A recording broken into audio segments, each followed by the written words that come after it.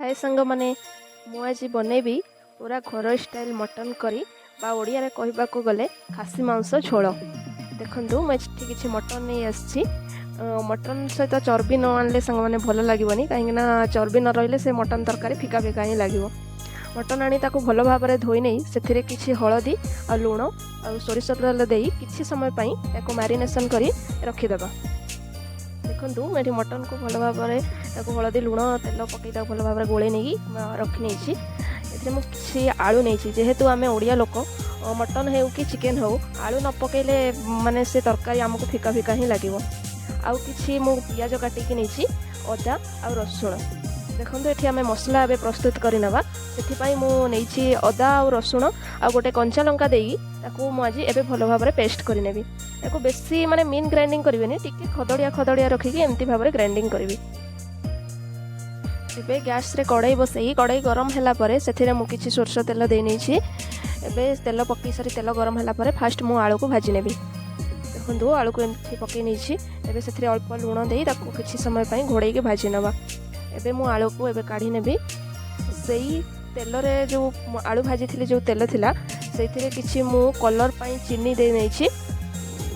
देखंतु एठी मु चीनी पकई नहीं किछि चीनी पकई सारा पर चीनी रो कलर हैला पर एबे जो काटिकी रखी पियाज मु पकई नहीं आउ जो किछि गोटा गरम मसला दालचीनी गुजराती आ लवंग मध्य पकईकी एबे पियाज नाली हेबा पर्यंत भाजबा। पियाज मु एठी एथिपाई अधिक नहीं मटन तरकारी रे किछि माने पियाज अधिक नेले एक्चुअली मटन टा भल लागे से पियाज देखो पियाज मोर एठी नाली नाली है आसलानी। एबे जो बाटिकी रखी अदा और रसुणर पेस्ट को ताको आम पकई नबा पकई ताको भल भाव में किछि समय पई अदा रसुणर जमती स्मेल जीवो ताको सेति सेमती किछि कसिबा। एबे मु एथिरे किछि हल्दी गुंड काश्मीरी लाल मिर्ची धनिया गुंड पकई ताको भी किछि समय पई एमती भल भाव में कसी नेबा। एमती भल भाव में मसला कसी सारा पर जो मसला धुआ पानी रखी किछि समय आउ किछि समय पई ताको कसिबा। देखंतु एबे मु सेथिरे मीट मसला आउ किछि जो घरे तैयारी हेथिबा गरम मसला को पकई नहीं आउ किछि समय ताको कसिबी। मसला जिते भल भाव में कसिबा ना मटनटा सेते बहुत टेस्ट लागिबो। देखंतु मसला हेई आसलानी एबे मु मटन पकई नहीं ताको किछि समय पई घोड़ई घोड़ई करी कसिबी पूरा स्लो आंच रे निहाती 20 ରୁ 25 मिनिट पर्यंत एमती घोड़ई घोड़ई भल भाव में मटन को कसिबा। देखंतु एमिति मटन रो मोर पानी बाहरी आसलानी एबे मटन प्राय 70-80% सिझी गलानी। एबे मु आलू दे नहीं ताको आउ किछि समय पई घोड़ई की कसिबी। देखंतु एठी मोर मटन रो भी रोगन बाहरी आसलानी।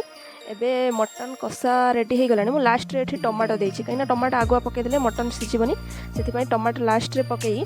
एबे देखंतु मटन कषा मोर रेडी हो गलानी। एबे मु गरम पानी ही देछि आपण चाहिले भी ठंडा पानी देई परिबे।